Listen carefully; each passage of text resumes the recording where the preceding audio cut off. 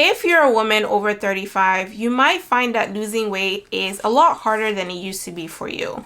Maybe when you were younger, you were able to lose 10 pounds very easily by just dieting or exercising.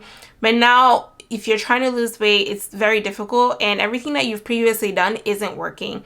So today I'm going to share with you 3 main reasons why you might be struggling to lose weight as a woman over 35. So the first thing that you have to consider is that after 35, women start to deal with hormonal fluctuations. So you're leaning towards perimenopause. And what happens with perimenopause is that a lot of times you're going to have a dip in your progesterone. So if you look at your menstrual cycle, you have 3 main hormones. You have estrogen that is predominant in the beginning of your menstrual cycle. You have testosterone that is predominant around your ovulatory time or when you're ovulating. And then you have progesterone that is dominant when you're in your luteal phase and you're preparing for pregnancy or preparing for your next phase of your cycle. Okay. And so estrogen, testosterone, and progesterone are always in play, but they tend to have different levels, right? Estrogen is dominant in the beginning and progesterone is dominant in the end. And as you get older, you're going to have fluctuations of this. And a lot of times what happens is that your progesterone is going to start going down because the likelihood of you getting pregnant is getting lower and lower, right, as you head towards menopause.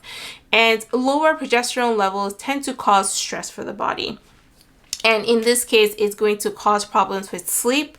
And if you start to have problems with sleep, that is going to create a spike in cortisol.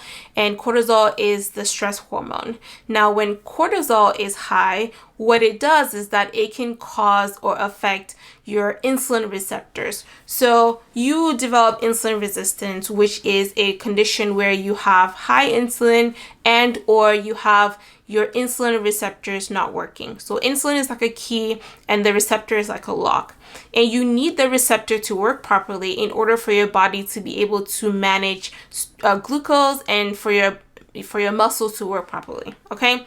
So if your progesterone goes down and then as a result you end up having high cortisol can then affect your insulin receptors on your fat cells and your insulin receptors on your muscle cells. And what cortisol does, it basically blocks the lock from working. So no matter how much glucose, how much insulin comes in to try to unlock it so that you can release stored glucose, it will not work. And it also does the same thing for your muscle. So your muscle has a hard time taking in glucose that's in your blood. And so ultimately, what happens when you go into perimenopause or when you're starting to go into perimenopause is it's going to cause you to become insulin resistant, okay? And when you are insulin resistant, you are going to struggle to lose weight. So the first problem is a hormonal problem. And then the hormonal problem leads to the second problem, which is stress in the body that causes high cortisol. So, and then the result of that is that you're going to have difficulty releasing fat, right? Because the receptor is not working, so it will not open up to release fat. And you're also going to have a hard time taking in glucose into the muscle, which also helps with insulin sensitivity. So generally speaking, perimenopause or aging in general is going to make you insulin resistant. All right. And so the problem that we have to solve here is we need to solve the problem of insulin resistance. So again, insulin resistance is a 2-part problem. The first problem is that you have too much insulin in your blood, which is because you have too much glucose in your blood.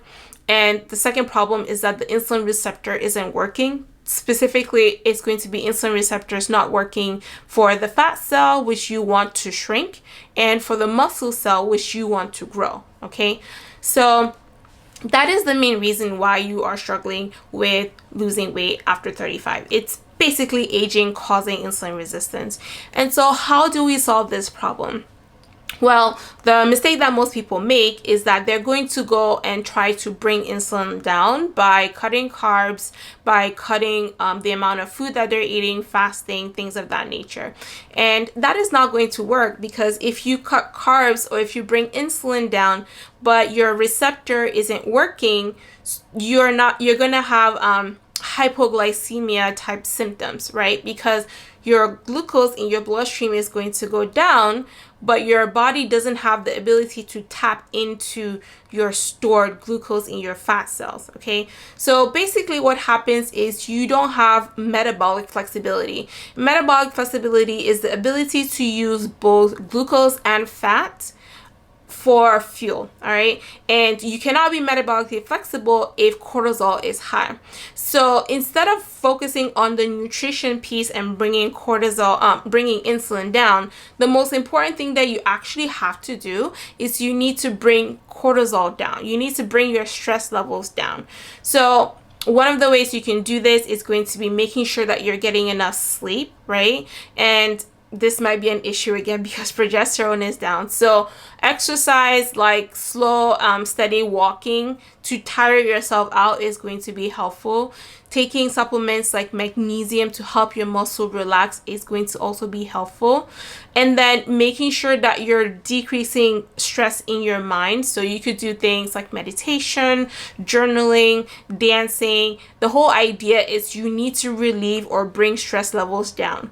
Once your stress levels come down, then you can work on bringing insulin down by either cutting carbs if you want to, or decreasing the number of meals, or fasting as a way to bring your insulin levels down. And then lastly, you want to make sure that you prioritize building muscle. You can't do it in the beginning because your insulin receptor for your muscle is not working, so it's not going to accept the glucose into the muscle cell or the amino acids into the muscle cell. But once your cortisol is down, then you can start working on building muscle, because muscle is what's going to protect you as you get older. It's going to help you stay insulin sensitive. It's the thing that protects you from all the problems that you're currently having. Okay, so muscle is important. It's just you're not able to build it until you bring cortisol down. So that is why you are struggling to lose weight. You have to lose weight in a systemic way.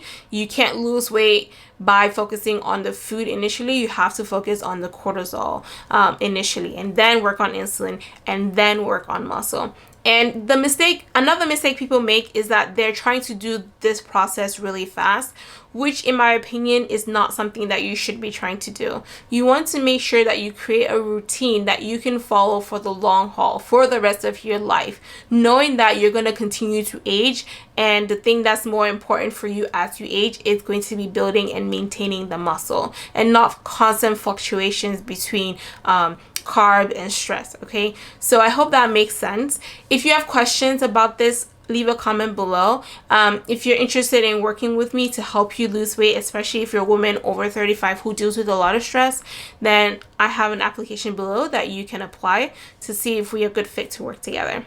All right, I'll see you in the next video. Bye.